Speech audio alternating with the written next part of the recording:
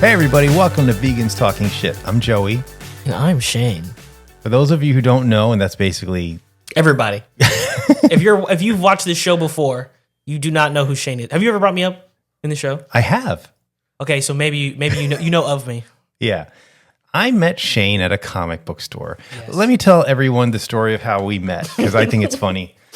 So I walk into a comic book store, and there's this kid there. I say kid not disparagingly, but when you're old like me, someone in his 20s is a kid. Hell, someone in his 30s is a kid. But you're Gen Z, and you make me seem a little more hip.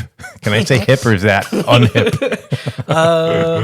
Okay, I feel like it's unhip to say hip, but I don't think we have like a replacement word. Like I don't think there's like a new age word. Like I was talking about this the other day, right? Like back in the day, right? I love that phrase, by the way. You guys used to say game. Yeah. Right? So you guys used to say game. When I was coming up, when I was like in middle school, we said sauce. Sauce? Yeah, like you got the sauce. Okay. Is that video. Like Riz? That's what I was getting to. And like kids today say Riz, but sauce was the same thing. Okay. See, what Shain often does is he enlightens me on all things Gen Z because I'm old. But we got a real nice Marty McFly, Doc Brown kind of bond. You've never said that before, but you're totally right. Yes, bro. I mean, okay, my thing is that like don't get me wrong, I love Back to the Future, but like, and part of like one of the funny things is like nobody ever points out like why is this teenager hanging out with this old man? Yeah, it's creepy, right?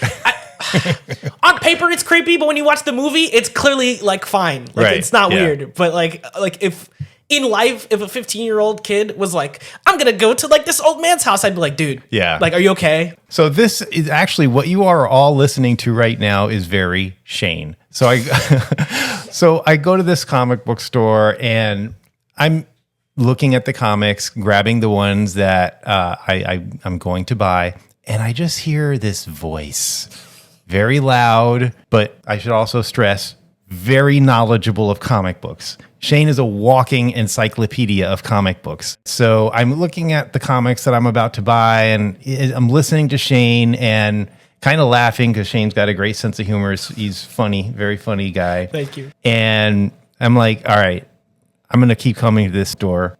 I had just moved to my current location, and I needed a comic book store. And yeah, after hearing Shain and then going there a few more weeks and hearing him, and also Shain, you're a very blunt and honest person. I remember when I handed you my stack of comics that I was going to buy, and he was like, all right, now I get to judge you for the comic books that you're about to buy.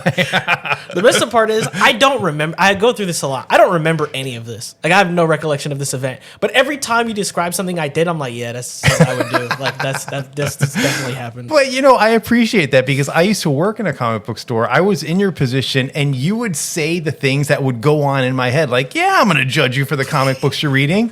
What, really? You're going to buy Lady Death? Really?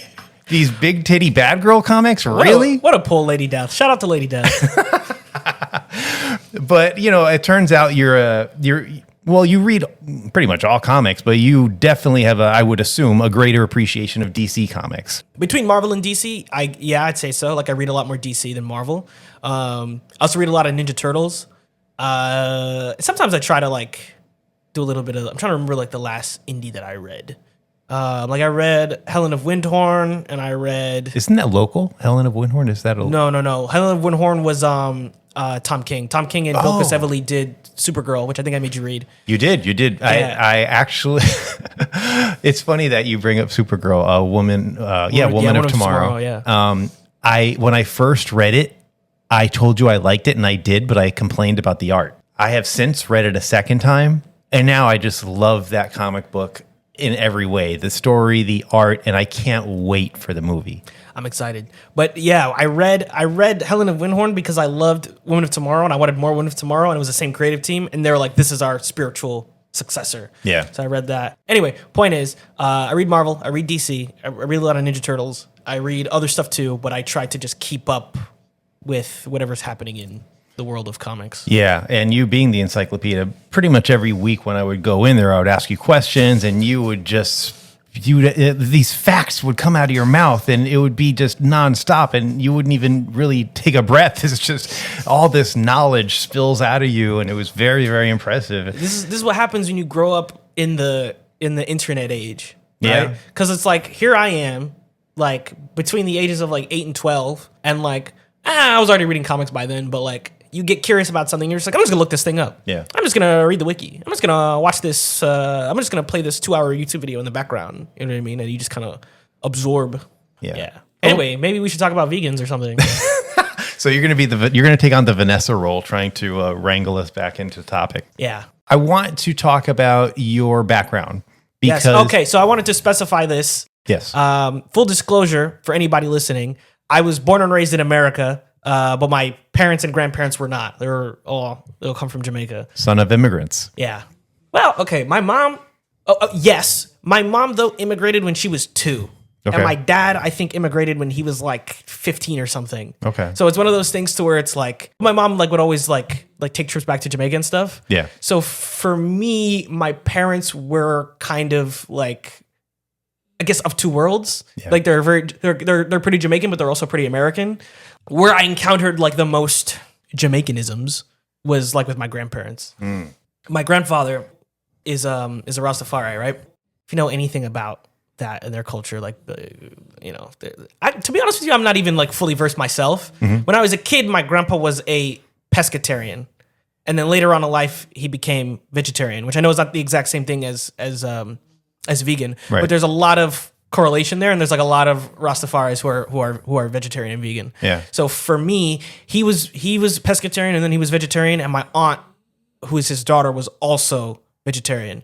It always blows me away whenever I go to vegan events, because growing up, I had this image in my head that vegans it was a very white thing. It was a very privileged thing. Mm-hmm. And then when I myself became vegan, the more events I would go to, I would go so far as to say that there are more non-white vegans than there are white vegans, at least in South Florida. I can only go by South Florida. I never had the same like white people association right. that you did because it was in my family. But full disclosure, everybody, I am black. Just so you know. This is totally going off the rails, but I think this is funny. I had a friend of mine who was trying to hook me up with her friend. Okay. And so she's like, "Oh, Joey, you would like her. She's into comic books and this and that." So I meet this girl who is Chinese-Jamaican. Okay. I had no idea that Chinese-Jamaicans existed. Okay, so another aside, right? Yeah. When people tell me that, I find that so terribly fascinating, right? Because my grandpa had a friend who was Chinese-Jamaican when I was a kid. So to me, Chinese-Jamaicans were just really normal. And then like other people would be like, "There's Chinese-Jamaicans?" And I'm like, "Yeah, there's like a lot." Like, like how do you never like you never met my grandpa's best friend? Like, what are you talking about? Well, I think that it's kind of an American thing to just not know anything outside of America. Yeah. You know, and I was definitely one of those where I hadn't even left the country at that point in my life. You know, she has the Jamaican accent and it was like awesome. I loved it. And so we go on this date and I come to find out, A, she's not into comic books. B, why'd your homegirl just lie to you, bro? Oh, no, that's only the beginning. Oh. A, she isn't into comic books. B, she prefers black dudes. Wait, hold on. How does this come up? We talked about it. She's like, "You're all right, Joey, but at the end of the day, you're white." Like, what does she say? And then the third thing that is like, what was my friend thinking? She's into guys who can dance. Can you dance, Joey? Hell no, I can't dance. Oh, well. So I don't know what my friend was thinking when she put the two of us together. Now, we actually did hang out quite a bit, and we went on several dates. Nothing ever came of it, okay. But you know, we kind of became friends. We kind of fell apart when she started dating someone else, a black guy who could dance. Hey, she knows what she likes. Exactly. But I learned a lot about Jamaicans at the time, including the delicacy known as goat head soup. Oh my God. Why did you bring up goat head soup? She did. I didn't bring that up. That's crazy. Okay, so for me, like the last time, I think I've only had goat head soup once, and it was like ages ago. But I remember we were at some event. I was at an event with my dad and there was goat head soup. And I was like, oh, what's this? And he's like, this is goat head soup. And I go, why have you never made this? And he's like, because I have to prepare a goat's head. Like, he's like, I'm not going to boil down a goat's head and look at all the teeth and all the, he's just like, I'm not going to, like, I don't got it in me. I'm not going to make that. Like, I'm not going to do that. And I was like, yeah, that's fair. It's kind of scary. Yeah. Okay. But it's like for special occasions, I believe. That's kind of like with Cuban families when you roast the pig. What? You don't know about that? No. Yeah, Cuban families, especially on like the holidays, they get the whole pig. Like sometimes they'll go to a pig farm, pick out the pig that they want. I do know about this. Yeah. Yeah, I'm not a fan of that, as you can imagine. But thankfully, I don't think I ever, I mean, even though I'm half Cuban, I don't think anyone in my family, to my recollection, ever did that. Okay. I mean, they're all meat eaters, but at least that part, I never had to go through that because I don't know if I would have handled that well. It's very funny. You talk to like meat eaters, and like there are times where it's like it gets too real for them. Yeah. You know what I mean? Where it's just like, oh, like once I have to acknowledge that this is like an animal carcass, then it's like I don't know if I can do this. Yeah. But basically, hang on, we can cut this part out. Someone's texting me a lot. Sure. I'm gonna make sure this is not important. They just announced a new Daredevil writer. The new Daredevil writer? Yeah. So it's not Ahmed. Solid and Ahmed. No, his run's over. Okay, who is it? It's Stephanie Phillips. Stephanie Phillips. Why does that sound familiar? I don't know what Stephanie Phillips book you would have read. My boy really likes Stephanie Phillips. I'm thinking of what's her face from Birds of Prey. Gail Simone? No, she's also Kelly doing Thompson. Kelly Thompson. Yeah. Oh, you're talking about my goat. You think that's your goat? Kelly Thompson. Hell yeah. Okay. We didn't talk about the Absolute Universe, but we will. None of this is going in. None of this is going in? Yeah, no. The Absolute Universe stuff isn't going in? No, for what? They don't care. Do you not listen to the podcast? I listened to like 3 episodes. That's still more than most people I know. Anyway, let me hang on. We'll get a jump on point here in a second.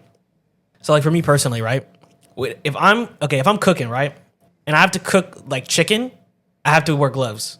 Really? Yes, because if I touch raw chicken, I'm like, this is a corpse. Okay. I'm like, it's not food yet. You know what I mean? But if I'm touching raw chicken, I'm like, this is a corpse. This is not food. Like I can't. Like it makes me not like sick to my stomach, but like I lose my appetite. Okay. Like it's not. Okay, that's interesting to me because growing up, you had some contact with family members who are vegetarian, vegan. Okay, so this is actually something that thank you for bringing this up. So because of that, because my grandpa and his at the time he was pescatarian, but eventually became vegetarian, and because of that, I actually ate a lot of tofu as a kid. So I actually got a taste for tofu, and a lot of other like meat replacements, I guess. Yeah, I remember he had like these chicken nuggets that were like not chicken nuggets at all, right? But like were taste wise indistinguishable. How long ago was this? Do you remember? Ages, dude. I was like a little kid. I was like probably. So this is like 10. even before they started making good fake chicken. You would know better than me. But because of that, I had a lot of like contact with like I guess vegan food, you would say, or like food without meat or like animal products. Yeah, that's another interesting distinction I find too. Is the distinction between vegan and vegetarian, right? Where it's like vegetarians will eat like cheese, you know. And it's like vegans are like, no. You're right. Yeah.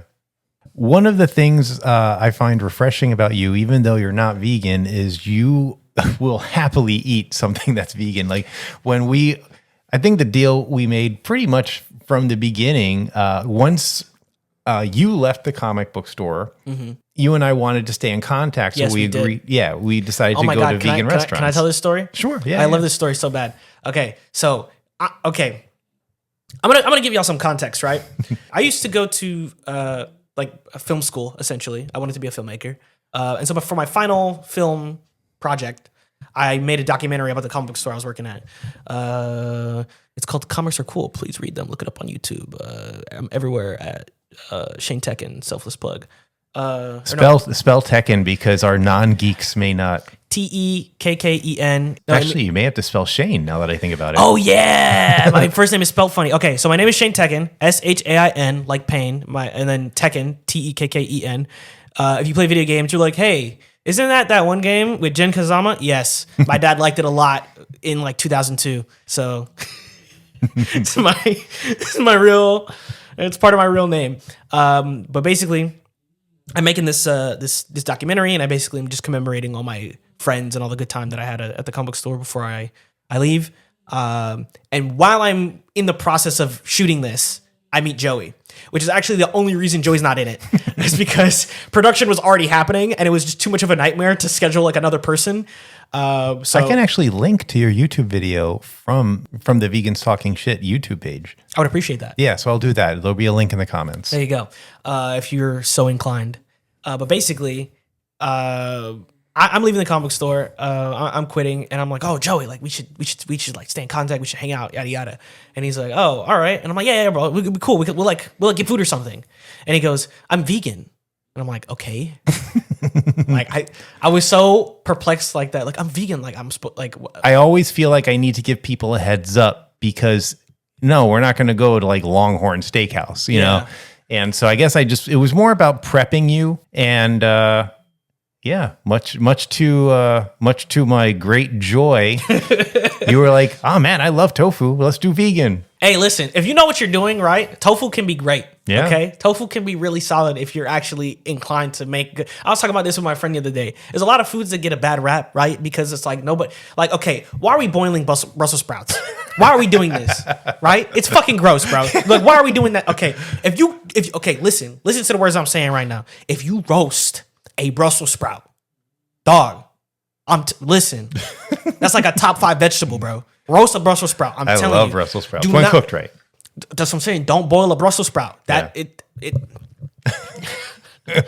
sorry. It took me many years to have tofu that didn't taste good. So I was like, why are we making the tofu like this? It boggles my mind, to be honest. But yeah, no. When that occurred, I was like, yeah, I'll eat some vegan food. Like I don't give a damn. What difference does it? Like to me, I was like, what difference does it make, bro? My belly's full. Like I'm not tripping. I don't know what your relationship is with your grandfather, but I'm cool with him.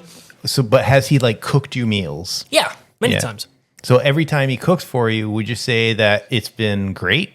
It's been solid. Like he's never made anything, and I'm like, this is the best food I've ever had in my life. Yeah, you know what I'm saying, but he's never made anything, and I'm like, this is not good. Yeah, because I can't cook for shit. Oh yeah, I'm a terrible cook.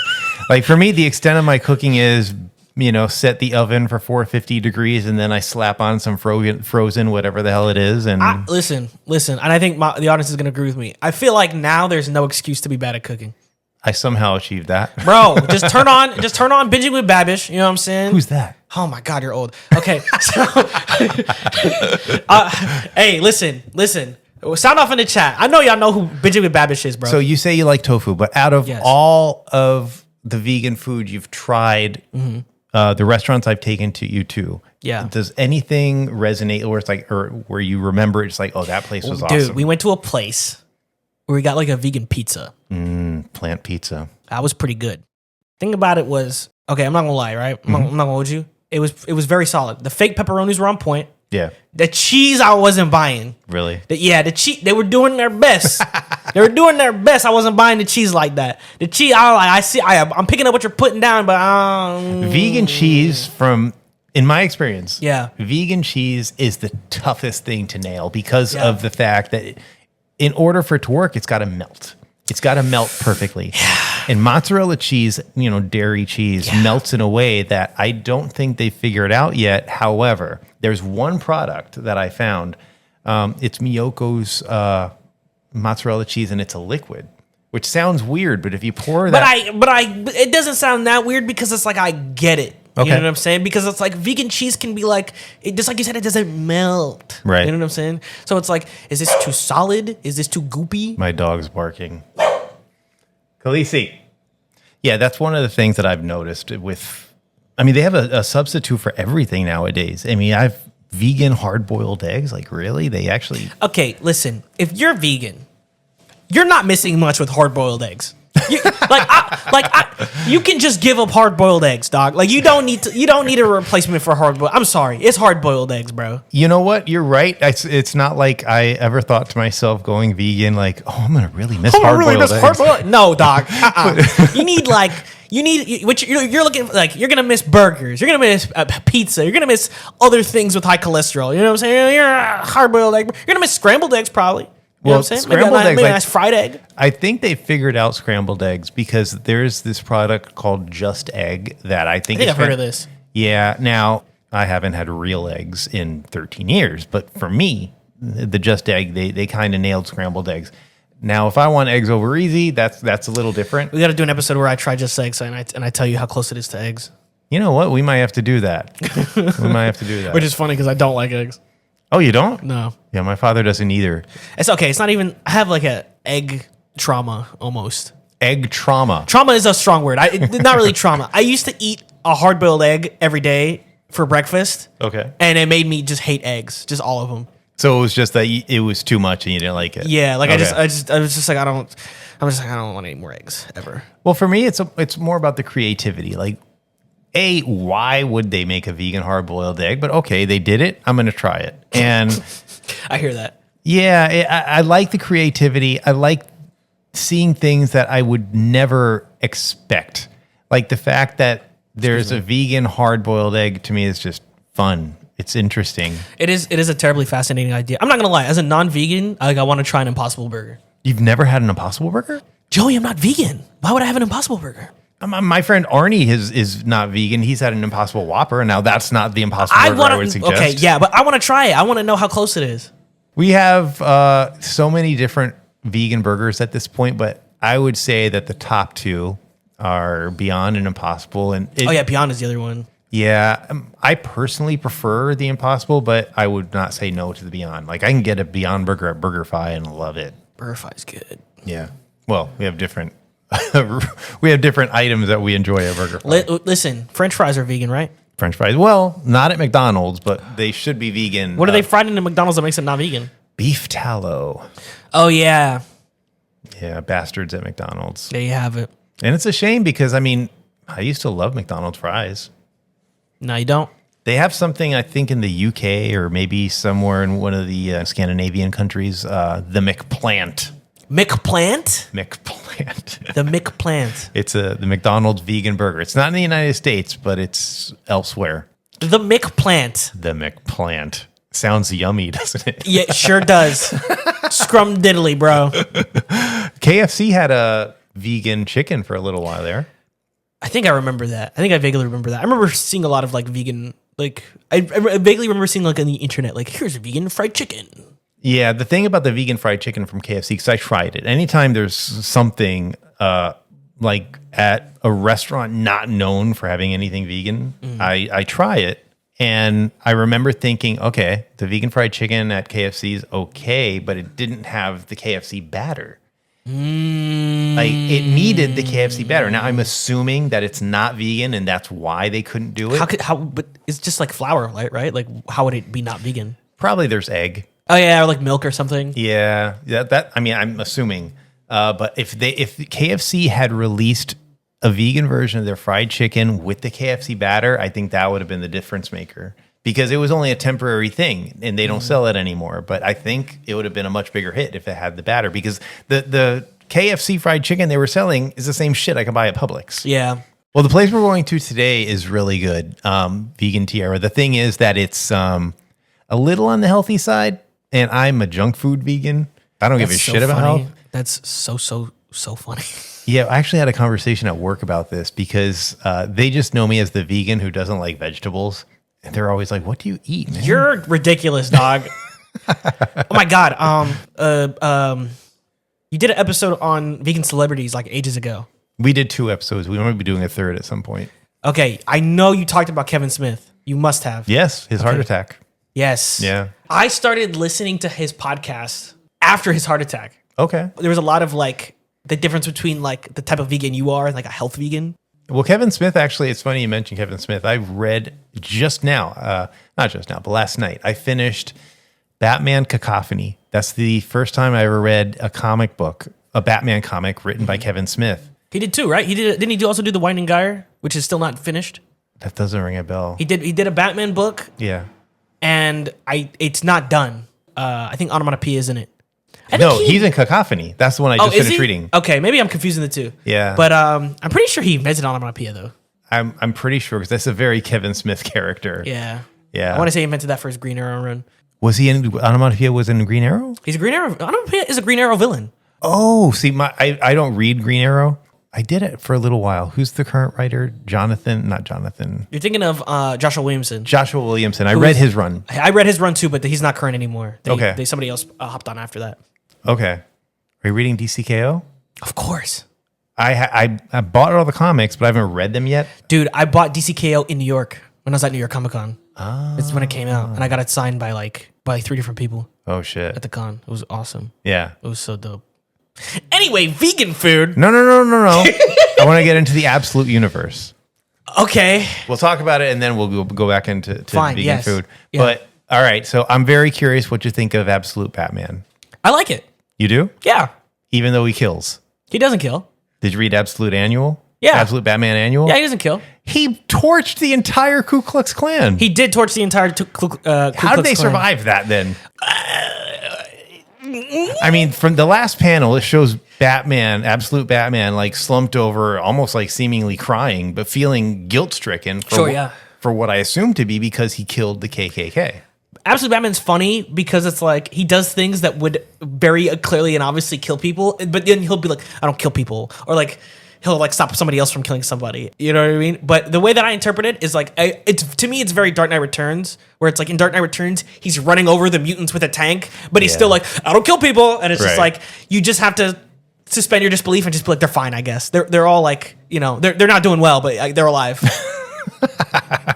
So for me, I don't interpret, for me, I take it in the same breath as that, where I'm like, what I'm looking at would kill someone, but like whatever, because it's like narratively speaking, we've established that he also doesn't kill people, so I have to somehow assume that they're surviving this. Okay, so you like Absolute Batman? Yeah, I like Absolute Batman. I'm not gonna lie, I'm reading every Absolute book and I like them all.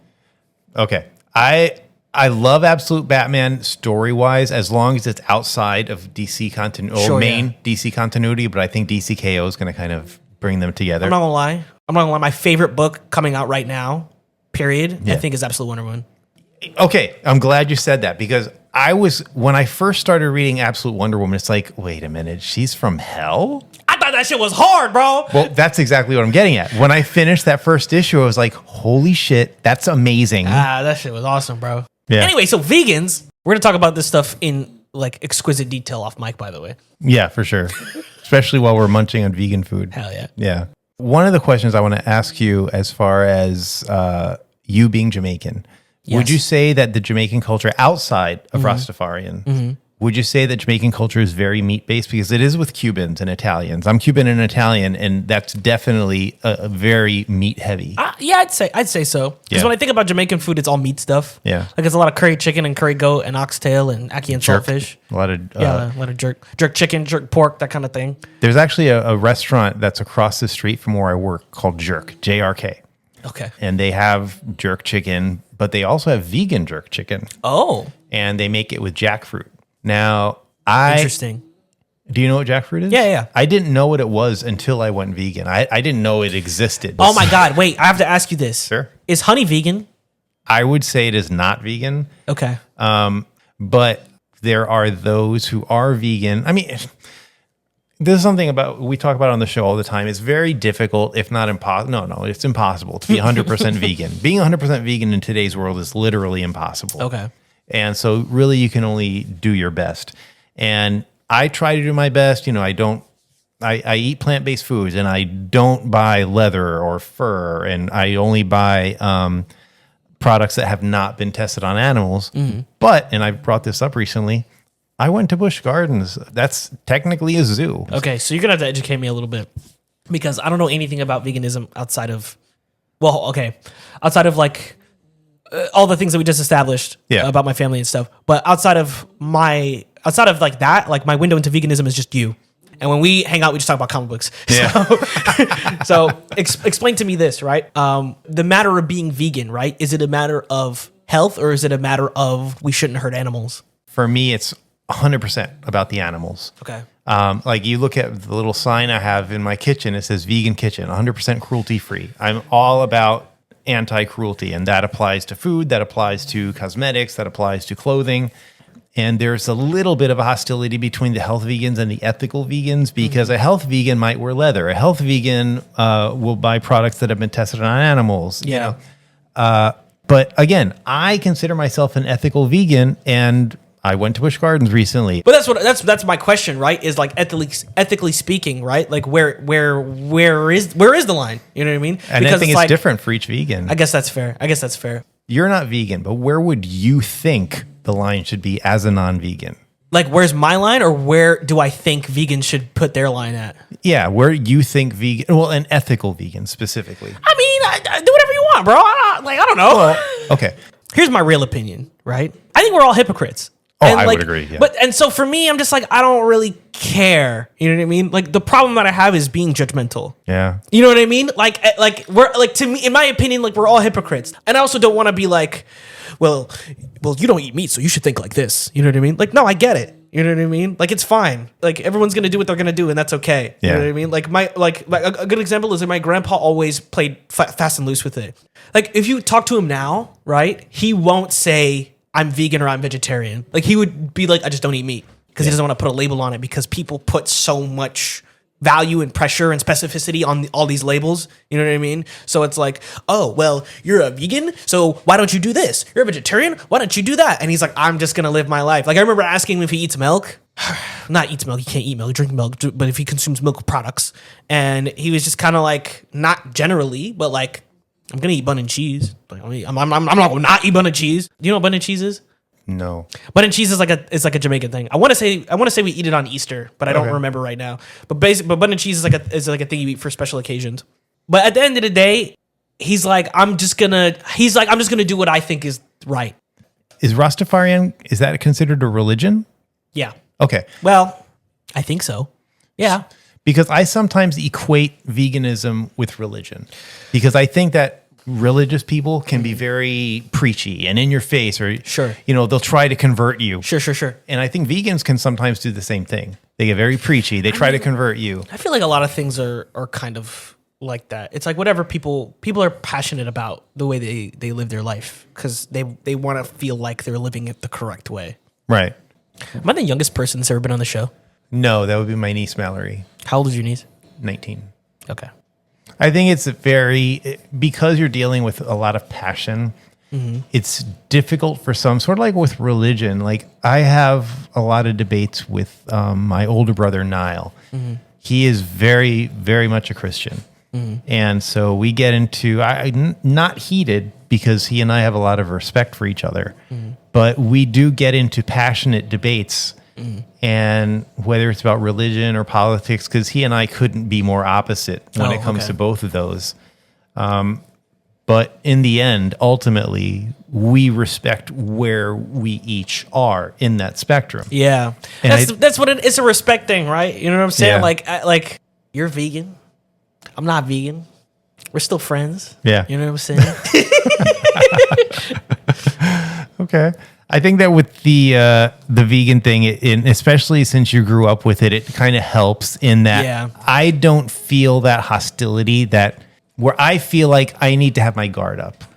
You know, you feel that way around non-vegans? A lot of times, yeah. Oh my God, bro! Like, I almost feel like, and it's funny because we brought this up in the podcast. I learned a term that I didn't even know existed: cupcake vegan. What does that mean? A cupcake vegan is someone who wants to get people to learn about veganism, not by being aggressive or, you know, a confrontational activist. Sweet, like a cupcake. Yeah, exactly. Where, like, here are some vegan cupcakes. Try this, you know? Vegan cupcakes are fire, bro. If they're made well, absolutely. Vegan cupcakes are great. Yeah. I don't know the difference, man. My niece, probably the best vegan cupcakes I ever had, were made by my niece. And this was years ago. I mean, she's 19 now, but this was like when she was 9. This conversation has made me really want vegan cupcakes. I wonder if this place has vegan. They have vegan desserts, but it's not cupcakes. I think they have chocolate cake. They have tiramisu. They have flan. Okay, when we had those milkshakes, right? I got like a chocolate one. And like chocolate is like non-vegan because it has milk in it. Right. Right? But like, how do they make it taste like chocolate? How do they do that? Well, chocolate is inherently vegan. It's just because it's like cocoa beans and stuff. Right. They add milk to it. They add the milk. That's why you hear milk chocolate. You also hear about milk chocolate. Now, sometimes... Is white chocolate vegan? Well, white chocolate, isn't chocolate. It's like a very unnatural... I mean, that's some fake shit. Oh, okay. Yeah. I mean, white chocolate it tastes like chocolate, but yeah, it's not actual chocolate. It's some artificially flavored shit. I didn't know that. Yeah. All right. So I'm hungry as fuck. Me too. What a coinky dink. So I say we should end this and go to Vegan Tierra, have some early, like this is like old man dinner time. I eat when I'm hungry. I don't worry about all that. Okay, good. Then we're on the same page. So I'm going to end it here. So for Vegans Talking Shit, I'm Joey. And I'm Shane. And we're out of here. Bye. Bye, everyone.